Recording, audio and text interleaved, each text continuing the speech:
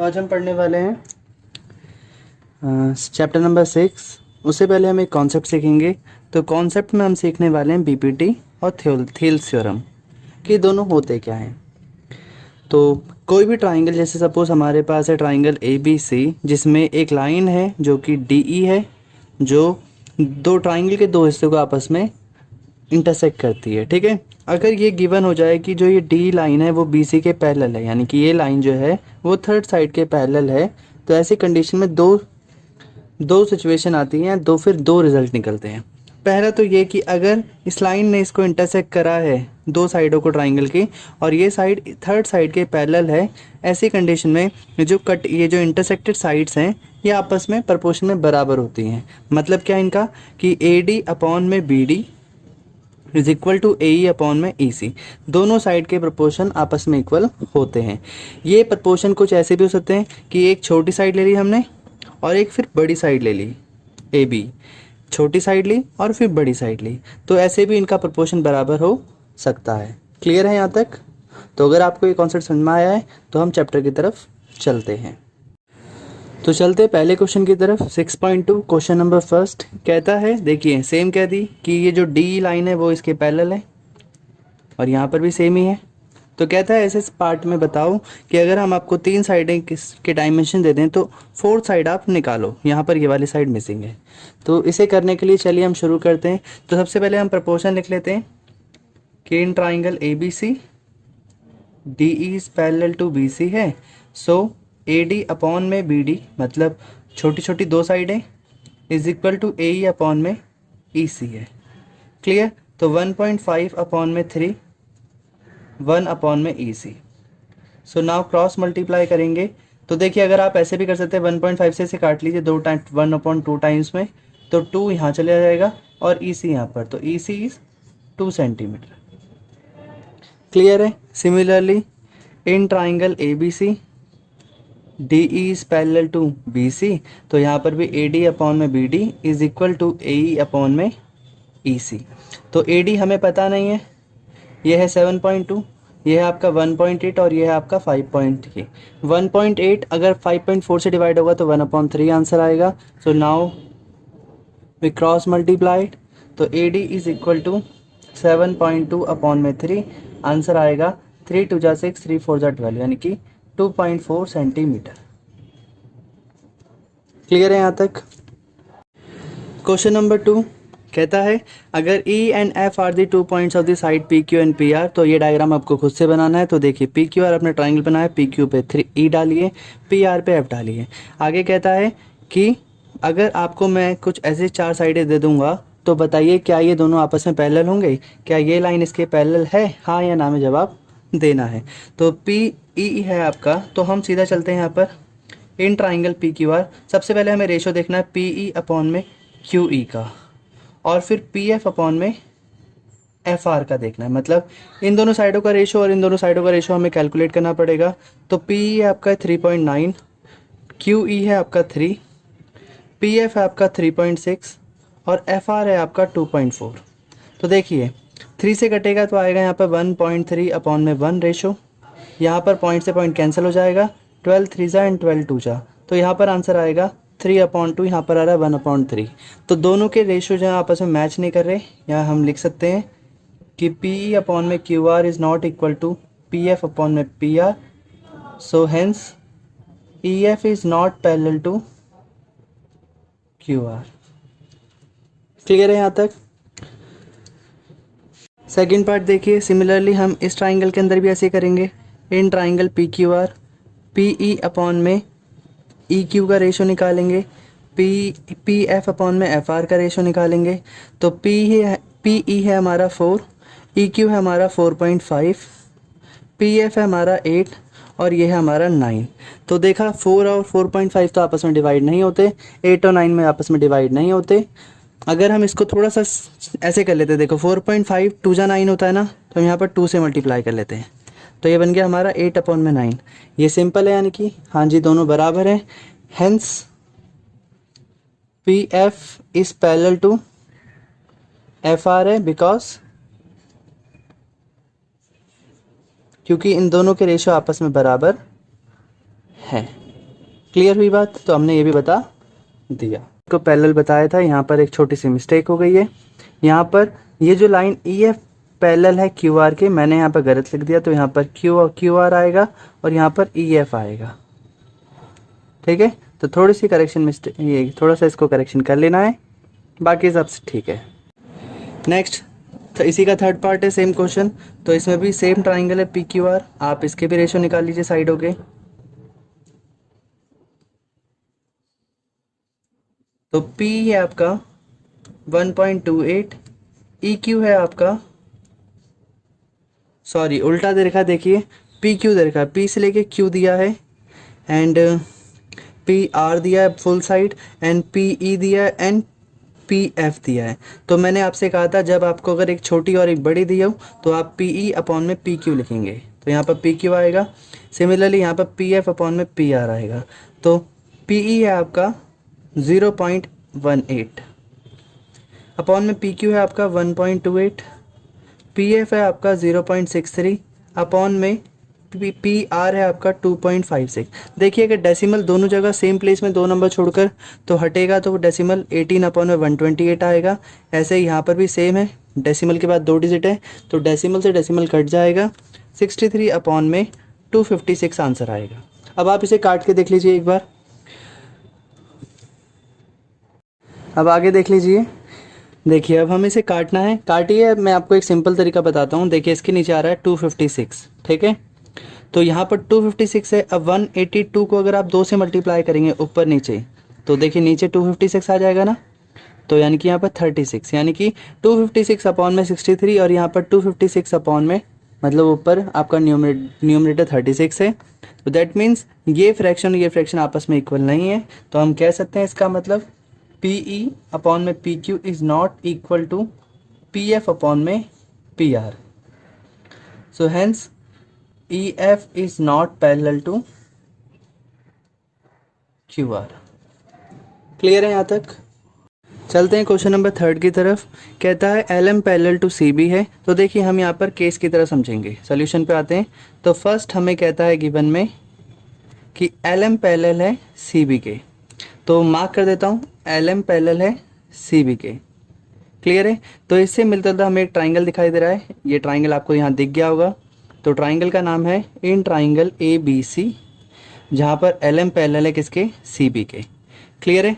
तो अगर पैरेलल के हिसाब से देखें तो यहाँ पर बनेगा AM अपॉन में AB is equal to AL upon में AC। This is equation number first.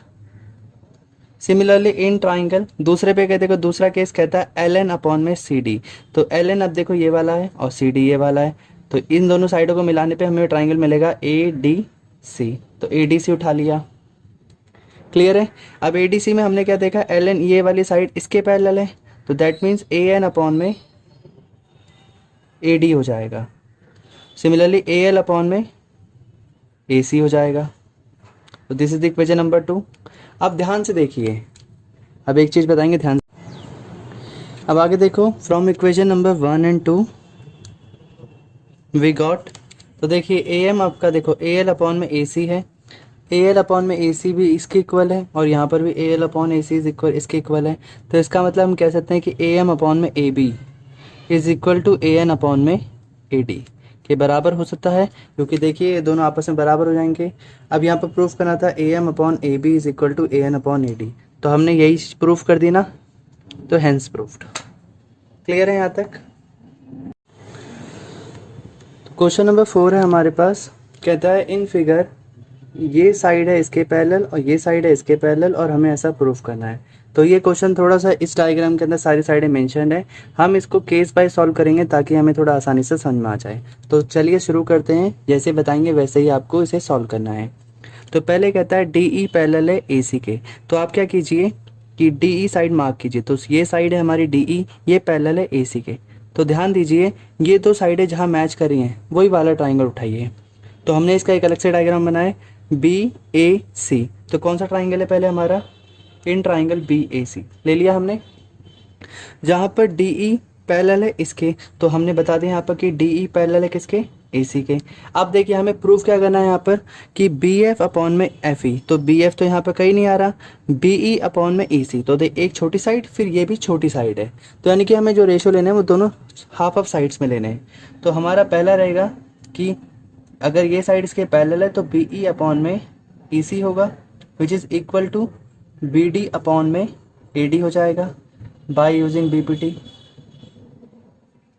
तो this is the first part, clear है यहाँ तक। सो सिमिलरली सेकंड केस पे चलते हैं। कहता है सेकंड केस कि DF बराबर है, DF पैरेलल है AE के, तो DF जो है ये वाली साइड वो इसके पैरेलल है, तो हमने जो ट्राइंगल बनाया उसका जो लास्ट पार्ट होगा वो AE तक ही होगा, कि जहाँ पर ये लास्ट वाली साइड है। तो AE DF पैरेलल है इसके, तो इससे ट्राइंगल बनेगा हमारा BEA, तो हम लिख सकते हैं इसे ABE। तो आपको इस तरह से ध्यान रखना है, जहाँ पर DF पैरेलल है आपका AE के, तो यहाँ पर भी वही सेम कहानी होगी, हाफ साइड BD अपॉन में AD is equal to BF upon में FE। तो this is the second equation by using BPT। ठीक है, अब equation number first and second को आप ध्यान से देखेंगे तो दोनों में आपको BD अपॉन में AD और BD अपॉन में AD दिख रहा है, तो यानी कि जब ये दोनों सेम है तो इन दोनों के आंसर बराबर होंगे। So hence from equation 1 and 2 we got BE upon में EC is equal to BF upon में FE। क्लियर है, तो क्या हमें यही लाना था, तो हमने देखा यहाँ पर BF अपॉन में FE is equal to BE upon में EC, जो कि यहाँ पर सेम है, इसका मतलब हाँ हमने सही प्रूफ कर दिया है। क्लियर है यहाँ तक। सो क्वेश्चन नंबर फिफ्थ, यहाँ पर भी कुछ पार्ट्स दे रखे हैं, जैसे ये इसके पैरेलल है, ये इसके पैरेलल है और हमें इसके पैरेलल प्रूफ करना है। तो ऐसे केस में आप क्या कीजिए, सबसे पहले गिवन पार्ट से स्टार्ट करते हैं कि हमें दे रखा है DE पैरेलल है OQ के, तो देखिए DE को डार्क कीजिए और OQ को डार्क कीजिए। अब देखिए इन दो लाइनों से जो ट्राइंगल बनता है आप उसे अपने उसमें डायग्राम में अलग से बना दीजिए। तो हमने इसे अलग से बना दिया, वही पार्ट मेंशन करें जो इस ट्राइंगल के अंदर आते हैं। क्लियर है, तो ऐसे में हमें पता चला कि कौन सा ट्राइंगल है, POQ के। अगर आप ऐसे करेंगे तो यकीन मानिए आपको कुछ नहीं चाहिए होगा, आपका आंसर अपने आप आएगा। तो ये पार्ट इसमें गिवन था। अब देखिए आप हाफ पोर्शन यानी कि PE अपॉन में EQ हो जाएगा is equal to PD upon में OD हो जाएगा। क्लियर है यहाँ तक। This is the first by using BPT। Clear है। केस नंबर 2 कहता है, अगला देखिए DF पैरेलल है OQ के, तो DF ये वाली साइड है और OR ये वाली है, तो इसे अगर आप मेंशन करेंगे तो अदर साइड बनेगा ये वाला। तो ये कौन सा ट्राइंगल है, इन ट्राइंगल POR हो जाएगा, जहाँ पर DF पैरेलल है किसके, OR के, तो बनेगा PD अपॉन में OD is equal to PF upon में FR हो जाएगा। तो this is the second equation by using BPT। Clear है। From equation number first and second we got, हमें क्या मिलेगा, देखिए अब की बार क्या सेम है, PD अपॉन में OD सेम है, तो यानी कि PE अपॉन में EQ is equal to PF upon में FR हो जाएगा। क्लियर है। अब इसे आप एक बार मेंशन कर लीजिए कहाँ पर बनेगा। तो देखिए सबसे पहले तो आपको देखना पड़ेगा वेयर इज अ PE, तो PE है आपका ये रहा, एंड OQ है आपका, EQ है आपका ये रहा, PF आपका ये है, PR आपका ये है। तो देखिए ये आपका डायग्राम बन रहा है इस पूरे ट्राइंगल के इस वाले पोर्शन पे, जहाँ पर PQR है और ये E आपका E है, या आपका F है, दैट मीन्स ये ऐसे जॉइंट हो रहा है। तो यहाँ देखिए PE का प्रपोर्शन EQ के बराबर है, PF का प्रपोर्शन PR के बराबर है, तो ये स्टेटमेंट आपको मिली है ना, यानी कि ये इसके दोनों प्रपोर्शन आपस में इसके बराबर हैं। तो कहा था जब भी अगर इस ट्राइंगल के अंदर अगर किसी के प्रपोर्शन बराबर होंगे, जैसे ये बराबर है और ये कैसे है, प्रूव्ड अबव, कि हमने अभी भी ऊपर प्रूफ करा है कि ये दोनों प्रपोर्शन में बराबर हैं। इसका मतलब ये जो लाइन है EF ये इसकी क्या हो जाएगी, पैरेलल, क्या बोलते हैं इसे, कन्वर्स ऑफ BPT। तो ये भी हमारा क्लियर हो गया। तो क्या आपको ये सवाल समझ में आया है। तो ऐसा आपके पास कुछ क्वेश्चन है, बहुत बड़ा लिखा है, डायग्राम भी बना हुआ है मिक्स में। इसमें आपको देखो सिचुएशन दे रखी है कि पहला ये आपको ये दिया है, दूसरा आपको ये दिया और आपको ये प्रूफ करना है। ठीक है, तो चलते हैं पहले क्वेश्चन की तरफ। तो हम इसे केस की तरह करेंगे केस फर्स्ट कहता है कि ए बी पैरेलल है पी क्यू के। तो कहाँ पर ए बी मार्क कर लीजिए, ए बी ये रहा और पी क्यू आपका ये रहा। तो आपको मिलता जुलता ये ट्राइंगल दिख रहा है, आप इसे ड्रॉ कर लीजिए ताकि आपको आसानी रहे। तो हमने यहाँ पर बना लिया डायग्राम। ये आपका ओ है, ये आपका पी और ये आपका क्यू, और ये बीच में जो आपकी लाइन जा रही है वो है, देखो ओ पी पे आपका आ रहा है ए और ये है आपका बी। तो इस तरह से बन गई। तो कौन सा ट्राइंगल है ये? In triangle P O Q. ठीक है। तो कंडीशन आती है ओ ए अपॉन में A P is equal to O B upon में बी क्यू। क्लियर है? This is the first part. ठीक है, आगे चलते हैं केस 2 की तरफ। केस 2 कहता है कि अब की बार ना ए सी पैरेलल है किसके? पी आर के। तो वेयर इज द ए सी? तो ए सी आपका ये रहा, अपॉन में पी आर है। तो इसको अगर आप मिलाएंगे तो आपका बनेगा कुछ ऐसा ट्राइंगल, यहीं पर बना रहा हूँ मैं भी, ओ पी आर, और ये आपका आर हो गया। ठीक है, जहाँ पर ओ पी की साइड में आपका ए आएगा और यहाँ पर आपका सी आएगा। ठीक है, तो यहाँ से आपका बनेगा ओ ए अपॉन में A P is equal to O C upon में सी आर। क्लियर है यहाँ तक? तो this is the second point हो जाएगा। अब ध्यान से देखिए इन दोनों पॉइंटों को, इन दोनों में क्या कुछ सेम है? तो हमने देखा ये दोनों इससे दोनों में सेम मैच कर रहे हैं। तो हम यहाँ लिख सकते हैं, यहाँ पर from equation 1 and 2 we got, हमें क्या मिला कि ओ बी अपॉन में B Q is equal to O C upon में सी आर है। क्लियर है यहाँ तक? अब देखिए दोनों पॉइंट कहाँ पर आ रहे हैं। तो आप देखेंगे तो ओ बी आपका आ रहा है यहाँ पर, और बी क्यू है आपका ये, ओ सी है आपका ये, और सी आर है आपका ये। यानी कि ये जो सिचुएशन आ रही है वो आपकी यहाँ पर आ रही है। एक ट्राइंगल है जो ए है, क्यू है, आर है, जहाँ पर बी और सी। तो देखिए ये प्रपोर्शन ओ बी के अपॉन में बी क्यू है, इस प्रपोर्शन में ओ सी अपॉन में सी आर है।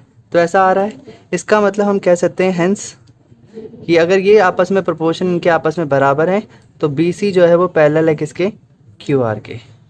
Hence proofed. तो हमने ये भी प्रूफ कर दिया। क्लियर है यहाँ तक? क्या आपको? क्वेश्चन नंबर 7 कहता है prove that a line drawn through a mid point of a one side of triangle. तो पहला पॉइंट तो यहाँ नोट करना है कि जो पॉइंट है, मिड पॉइंट जो है वो एक ही साइड पर है ट्राइंगल के। तो अगर आप इसे मिड पॉइंट मान लेते हैं, इसे आप मिड पॉइंट मानते हैं, तो ये साइड इसके इक्वल है। क्लियर है? तो हम चलते हैं यहाँ पर गिवन पे। So in triangle A B C P is a mid point of A B. तो इसका मतलब ए पी जो है आपका बी पी के बराबर है। सिर्फ वन मिड पॉइंट बोला है। ठीक है, तो यही ध्यान रखना है। और बोला गया पैरेलल टू अनदर साइड, जो लाइन है यानी कि पी क्यू है वो पैरेलल किसके है? बी सी के है। तो ये बात ध्यान रखने की, ये लाइन इसके पैरेलल है। अब बोला गया प्रूफ करना है बाई से, ये जो लास्ट की लाइन है आपको प्रूफ करनी है। और क्या करना है कि थर्ड साइड जो है वो बाइसेक्ट होनी चाहिए, यानी कि थर्ड साइड, फर्स्ट साइड अगर ये है, सेकंड साइड ये है, तो थर्ड साइड यही वाली होगी। तो अगर आपको यहाँ पर प्रूफ करना है कि P Q bisect A C, that means A Q आपका क्यू सी के बराबर, ऐसे आपको लाना पड़ेगा कि बराबर होना चाहिए। तो सवाल समझ में आ गया। तो अब हम चलते हैं इसके सोल्यूशन पर। तो आप क्या करेंगे, अब थोड़ी सी इसकी स्क्रीन को छोटा करते हैं, हल्का सा बड़ा।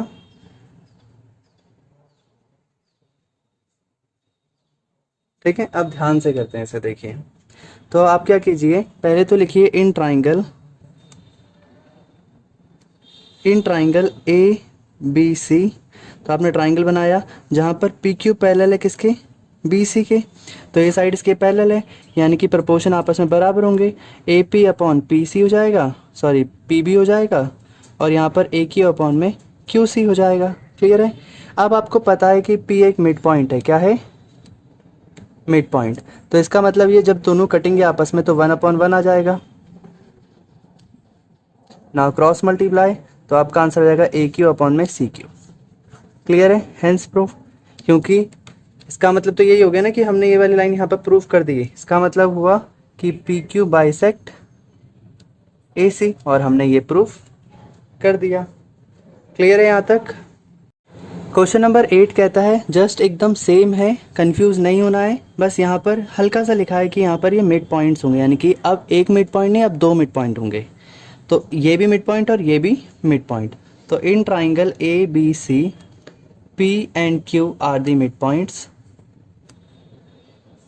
किस किस के हैं? पी मिड पॉइंट है आपका ए बी का और क्यू है आपका ए सी का। तो यानी कि आपका बनेगा ए पी अपॉन में बी पी, ये साइड इसके बराबर और ये वाली साइड इसके बराबर। तो ए क्यू इज इक्वल टू है आपका सी क्यू के। क्लियर यहाँ तक? सो अब आपको प्रूफ करना है कि जो थर्ड साइड है, यानी कि ये जो लास्ट वाली स्टेटमेंट है, ये आपको प्रूफ करनी है कि ये जो ये है इसके पैरेलल होना चाहिए। यानी कि टू प्रूफ क्या करना है आपको कि ये दो साइडें जो बच रही हैं पी क्यू, वो पैरेलल लानी है आपको बी सी के। क्लियर है यहाँ तक? तो अब हम इसका भी सोल्यूशन शुरू कर देते हैं यहाँ पर। तो इन ट्राइंगल ए बी सी, सबसे पहले आप इनके प्रोपोर्शन लिखेंगे, क्योंकि पैरेलल तभी हो सकती, ये साइड और ये साइड पैरेलल तभी होगी जब इनके प्रोपोर्शन आपस में इक्वल होंगे। तो देखिए मैं यहाँ पर बता देता हूँ, हम इनके आपस में प्रोपोर्शन लिखेंगे। सिंस पी एक मिड पॉइंट है, मिड पॉइंट है, तो इसका मतलब जब ये दोनों आपस में कटेंगे तो आंसर आएगा 1/1। सिमिलरली क्यू भी एक मिड पॉइंट है, इज अ मिड पॉइंट है, तो दैट मीन्स ये भी अगर आपस में कटेंगे तो आंसर आएगा 1/1। इसका मतलब हम कह सकते हैं कि ए पी अपॉन में B P is equal to A Q upon में सी क्यू होता है, यानी कि दोनों के प्रोपोर्शन बराबर हैं। इसका मतलब हेंस ये जो पी क्यू है वो पी क्यू जो है वो पी बी के पैरेलल है। क्लियर है यहाँ तक? तो ये भी हमने प्रूफ्ड कर दिया। क्वेश्चन नंबर 9 वेरी इंपॉर्टेंट है, ध्यान से सुनेंगे। कहता है ए बी सी डी एक ट्रेपेजियम है। तो हमने डायग्राम बना लिया यहाँ पर, इज अ ट्रेपेजियम। कहते हैं जहाँ पर इनके डायगोनल इंटरसेक्ट करते हैं ऊपर, तो सबके डायगोनल मिला दिए, ऊपर टच हो रहे हैं। अब आपको इसमें करना क्या है, कंस्ट्रक्शन करनी है। अच्छा पैरेलल होता क्या है इसमें, ट्रेपेजियम है तो पैरेलल होगा, ए बी और सी डी आपके दोनों पैरेलल होते हैं। क्लियर है? अब आप इसमें कंस्ट्रक्शन क्या करेंगे, आप इसमें ई ओ को ड्रॉ करेंगे इन सच अ वे, मतलब आपने एक ई ओ लाइन बनाई, ये लाइन है आपकी ई ओ जो है वो पैरेलल है आपका सी डी से। क्लियर है? सो ई ओ जो जाएगा वो आपका पैरेलल हो जाएगा ए बी के भी। क्यों? क्योंकि ये दोनों लाइनें आपस में पैरेलल हैं, जब ये इसके पैरेलल हो जाएगा तो ये इसके पैरेलल भी होगा। क्लियर है यहाँ तक? अब हम इसे एक एक करके सॉल्व करते हैं। तो पहली कंडीशन ये कहती है कि अगर हम ट्राइंगल लें, ये वाला दिख रहा है आपको, तो ये है आपका ए, ये है आपका डी, और ये है आपका सी, और ये है आपका ई, और ये है आपका ओ। ठीक है? When E O is parallel to C D है, कौन सा ट्राइंगल है, इन ट्राइंगल ए डी सी, तो ए ई जो होगा वो अपॉन में डी ई के हो जाएगा और ओ ए अपॉन में ओ सी हो जाएगा। This is the first part. Clear है यहाँ तक? सिमिलरली एक और चलते हैं अगले ट्राइंगल पर। सिमिलरली अगला ट्राइंगल देखिए क्या बनेगा, ये और इन दोनों का पैरेलल जो होगा, यानी कि वो बनेगा आपका कुछ ऐसा। देखिए डी से स्टार्ट करते हैं, डी ऊपर आएगा, ए बी नीचे आएंगे, और यहाँ पर डी ए के बीच में बनेगा आपका ई, और यहाँ पर बनेगा आपका ओ। तो ऐसा ट्राइंगल है। क्लियर है? तो यहाँ पर देखिए डी ई जो होगा अपॉन में ए ई हो जाएगा, और is equal to O D upon में ओ बी हो जाएगा। अच्छा अगर ट्राइंगल का नाम नहीं लिखा तो आप लिख सकते हैं यहाँ पर in triangle A D B, जहाँ पर ई ओ जो पैरेलल है वो आपका ए बी के है। तो this is the equation number 2 हो जाएगी। Clear? From equation number first and second, from equation first and second, तो देखिए दोनों में क्या सेम आ रहा है, तो दोनों में कुछ अभी सेम है नहीं, सेम नहीं है, बस एक ए यहाँ पर ऊपर है और यहाँ पर डी ऊपर है। तो आप क्या कीजिए, मैं इसको थोड़ा सा कर देता हूँ क्योंकि मेरी वहाँ जगह नहीं बची, तो आप इसको उल्टा कर दीजिए, तो डी ई ऊपर ए ई नीचे, तो यहाँ पर ओ सी ऊपर और ओ ए नीचे हो जाएगा। इसको आप इक्वेशन नंबर 1 मान लीजिए। क्लियर है? अब देखिए दोनों में ये नंबर और ये नंबर मैच कर रहा है, सेम है डेटा, तो यानी कि ओ सी अपॉन में ओ ए जो होगा वो आपका बराबर हो जाएगा ओ बी अपॉन में, सॉरी ओ डी अपॉन में ओ बी के। क्लियर है यहाँ तक? अब आपको लाना क्या है, ओ ए के अपॉन में ओ बी लाना है। तो यहाँ क्या रहेगा, तो आप इसे ऐसे भी लिख सकते हैं, उल्टा कर दीजिए दोनों को, ओ ए अपॉन में ओ सी और यहाँ पर ओ बी अपॉन में ओ डी कर दीजिए। ठीक है, अब आपको पता है ओ ए ऊपर और नीचे ओ बी आना चाहिए, तो आप इन दोनों की जगह चेंज कर देंगे। तो ओ ए ओ बी आपका नीचे आ जाएगा और ओ सी ये वाला यहाँ उठ के यहाँ चले आएगा और ओ डी यहाँ पर, हैंस प्रूफ्ड। तो आपका ये भी प्रूफ हो गया। क्लियर है यहाँ तक? क्वेश्चन नंबर 10 कहता है कि अगर कोई क्वाड्रिलेटरल है जिसके अंदर गिवन है कि ए बी सी डी एक क्वाड्रिलेटरल है, जहाँ पर आपको गिवन हो कि ओ ए अपॉन में O B is equal to O C upon O D होता है, तो आप इसे प्रूफ कीजिए ये ट्रेपेजियम होगा या नहीं होगा। तो ट्रेपेजियम के लिए आपको क्या प्रूफ करना पड़ता है, कोई भी क्वाड्रिलेटरल ट्रेपेजियम हो जाएगा अगर उसकी ए बी वाली साइड सी डी से पैरेलल होती है तो। क्लियर है? तो इसके सोल्यूशन पे चलते हैं। सबसे पहले मैं यहाँ पर एक कंस्ट्रक्शन करने वाला हूँ, तो कंस्ट्रक्शन क्या है वो बता, तो इसमें कंस्ट्रक्शन क्या रहेगी वो मैं आपको बता देता हूँ दोबारा से। ओ ई यानी कि हमने इसमें ये वाली जो लाइन है वो इसके पैरेलल ऐसा कंस्ट्रक्शन कराया है। ठीक है, कि ये जो लाइन हमने ड्रॉ करी है वो इसके पैरेलल है। तो now according to this line, ये लाइन इसके पैरेलल है, तो हम ऐसा ट्राइंगल बनाएंगे जिसमें ये दो लाइनें आपस में पैरेलल दिखाई देंगी, तो हमने ये ले लिया। इस ट्राइंगल का नाम क्या है, ए डी सी, तो हमने यहाँ पर ए डी सी लिख लिया, जहाँ पर ओ ई जो पैरेलल है वो किसके है, सी डी के। क्लियर है यहाँ तक? जब ऐसा हो गया तो इसका मतलब ए ई जो है अपॉन में डी ई हो जाएगा is equal to O A upon में ओ सी, ये आपस में प्रोपोर्शन हो जाएंगे चारों के चारों। क्लियर है यहाँ तक? अब देखिए यहाँ पर एक गिवन पार्ट था, तो this is the equation number first. अब एक गिवन पार्ट था, गिवन में हमें ये बताया गया था कि ओ ए अपॉन में O C is equal to O C upon में ओ डी, कुछ ऐसा है। क्लियर है? तो हम क्या करेंगे, यहाँ पर ओ ए अपॉन में ओ बी है और यहाँ पर ओ सी अपॉन में ओ डी है, जबकि हमें यहाँ पर क्या है, इक्वेशन नंबर 1 में बताया गया है कि ओ ए के अपॉन में ओ सी आना चाहिए। तो हम थोड़ा सा यहाँ पर मॉडिफाई करेंगे, ओ सी को लाएंगे ओ बी की जगह पर और ओ सी की जगह पर ओ बी को वापस भेज देंगे। तो इसे हम इक्वेशन नंबर 2 बना देंगे जो कि हमें गिवन से मिली है। क्लियर है? अब फ्रॉम इक्वेशन नंबर 1 एंड 2 हमें इनसे क्या पता चलेगा, तो देखा ये दोनों मैच करे दोनों में, तो यानी कि ए अपॉन में डी ई आपके इक्वल होगा ओ बी अपॉन में ओ डी के। क्लियर है यहाँ तक? अब ये कहाँ पर, एक बार इसको देख लेते हैं। ए ई अपॉन में, तो ए ई है आपका A B C D. Clear है? ये आपका ई पार्ट है, तो ए ई अपॉन में डी ई, ये दोनों पार्ट हो गए यहाँ पर, और ओ बी अपॉन में ओ डी। तो आपको ये ट्राइंगल दिख रहा हो कुछ ये वाला है, इसको मैंने डार्क कर रखा है। इसमें हमें दिख रहा है कि ये जो साइडें हैं प्रोपोर्शन में है, तो यानी कि इसमें अंदर दो ही लाइनें, ये लाइन इसके है, तो हम लिख सकते हैं यहाँ पर हेंस ओ ई जो है वो पैरेलल है आपका ए बी का। क्लियर है यहाँ तक? ठीक। अब ध्यान से देखिए, गिवन में हमने बताया था कंस्ट्रक्शन में कि ओ ई जो पैरेलल है वो सी डी के है। सिंस इन कंस्ट्रक्शन हमने क्या करा था, बताया था कि ओ ई जो है वो पैरेलल है किसके, सी डी के। अब देखिए ओ ई पैरेलल है ए बी के भी, ओ ई पैरेलल है सी डी के भी, इसका मतलब हेंस ए बी और सी डी आपस में क्या हो गए, पैरेलल। तो हमें यही तो बताना था कि ए बी सी डी एक ट्रेपेजियम होना चाहिए। जब किसी क्वाड्रिलेटर के दो साइडें आपस में, ये दो साइडें पैरेलल होती हैं, तो यानी कि वो क्या होता है आपका, ट्रेपेजियम ही तो होता है। तो हमने यहाँ पर लिख दिया कि हाँ जी ये दोनों साइडें इसकी पैरेलल हैं, इसका मतलब ये ट्रेपेजियम है, हेंस प्रूव्ड। क्लियर है यहाँ तक?